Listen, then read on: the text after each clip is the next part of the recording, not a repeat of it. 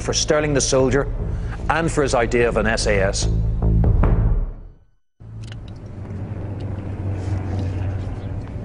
The Dead Africa, 1941. A young Guards officer, David Sterling, prepares to make an unofficial parachute jump. He already has the germ of an idea for a revolutionary new unit, which will become the SAS. But the jump goes wrong, and his legs are paralysed. Sterling is in hospital. It should be the end. In fact, it's the beginning. Because he gave me a marvelous opportunity to, while my legs regained their power, to do some homework on the project with very little interference, and to write a paper on the proposals. These, what Sterling calls hard principles, are in fact military revolution. Others will refine them, but they're the very essence of modern special forces. What today we call unconventional, the very heart of the SAS. Well, it had to be regarded as a new type of force to extract the very maximum out of surprise and guile.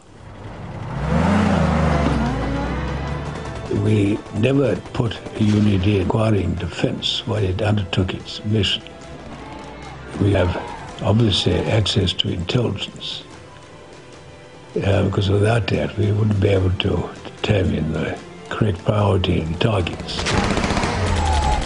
As we were going to develop methods and techniques which were new in Army terms, therefore we'd have to have a special status of our own. Sterling's targets will also be different. His new units will be strategic, deep behind the lines, at ports. The core of Sterling's idea is essentially a numbers game. Where the commandos send 600 men, Sterling's revolution is to do it with just 4. One entire commando of 600 men or so probably couldn't in tackling more than perhaps 2 landing grounds on the same night.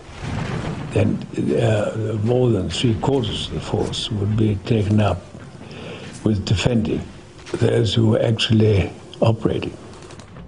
We preferred for every subunit of 4 or 5 men tackle a full target area their own. And if they failed, it was more than compensated by the fact that with 60 men we could attack up to 20 targets on the same night. There are also psychological reasons for having units of just 4 men. When we decided that the 4-man module number, it was psychologically easier to make them all interdependent. So we had 4 pairs of ears which were listening and 4 pairs of... Their targets will be along the coastal strip of North Africa where the war is fought, between the sea and the desert. Tobruk, Gazala, Benghazi, hundreds of miles behind enemy lines. German paratroopers have just seized the island of Crete. British generals want their own parachute unit. The politically astute Sterling gives them what they want. His new force will parachute in. And he links his proposal to an actual ally. On the next Allied offensive, his men will parachute behind the lines, take out the superiority. Sterling even has a name for his revolutionary new unit. Mainly from the fact that I was anxious to get the full cooperation of a very individual called Dudley. Clark is one of the masters of World War II deception. He's dropping dummy parachutes, which can be seen by Italian prisoners, so they'll get word back that the Allies have a parachute force. The name of the non-existent force, the Special Air Service. He promised to give me all the help he could. He's quite an influential chap. If I would use the name of his bogus brigade of parachutists, which is the SAS. So I settled for L Detachment, Yes. L stands for learner. Sterling's having a joke. So he has an idea, written in his hospital bed on a sheet of paper and pencil. He's got a name for service. He's even got in mind a first operation, but he's got a problem. He has to sell the idea to the staff officers at Headquarters Middle East, the very people who recently tried to court-martial him. There was no way that anybody was going to back the scheme, except possibly at the very top. Remember the situation, that the short gap between the First and Second World War, the great active soldiers who had survived were in active command, but there was an enormous residue of staff officers, First World War, who set the spirit of the administration and wholly obstructive to anything that would look like a new idea. There was no way you could put it in except to the Commander-in-Chief. Never at the Middle East headquarters. They were layer upon layer like shit. We had to more or less ignore the normal rules and regulations. So I decided to go and see General Ritchie. General Ritchie is Deputy Chief of British Forces in the Middle East. Sterling's plan is to present his paper to Ritchie's aide-de-camp, a Scots Guards officer like himself. Which is radical enough in its own right. But Sterling doesn't have a pass, and the guards won't let him in. What he's about to do is unbelievable. So I had to use my crutchy ladder to get over the wire when the guards weren't looking, which of course unfortunately they did just after I got to the ground on the other side. And I wasn't able to run very fast because of my lacking the crutches. The guards chase Sterling inside. By sheer chance, Sterling finds himself in the corridor with a man he's looking for at the office.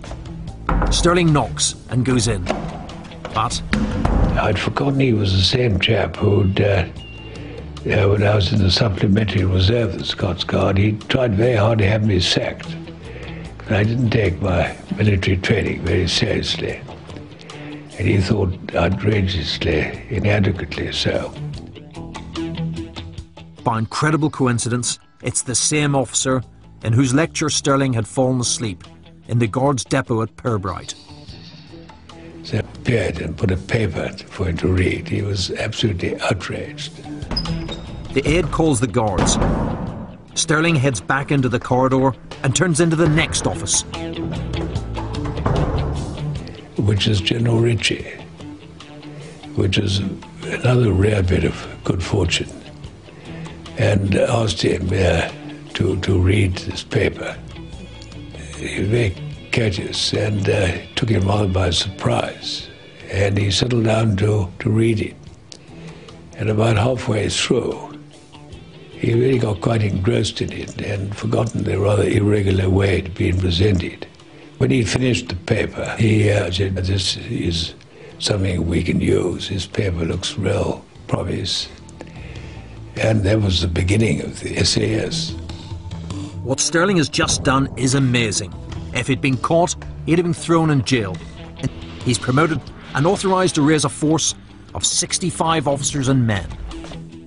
One of the first people he recruits is Jock Lewis, who organised the first parachute jump. Another is Irish and British Lion rugby international Blair Paddy Mayne. But with Mayne's a problem. He's in prison, awaiting a court-martial. He found real out his commanding officer and was in time in the jail at Geneva. I went to interview him, and he had every reason not to take me very seriously as a soldier. I told him that the proposition was a good one, and he joined up. But I told him that very firmly this command wasn't for hitting. And he always subsequently honoured that commitment. For the men, Sterling turns to those he knows. The men who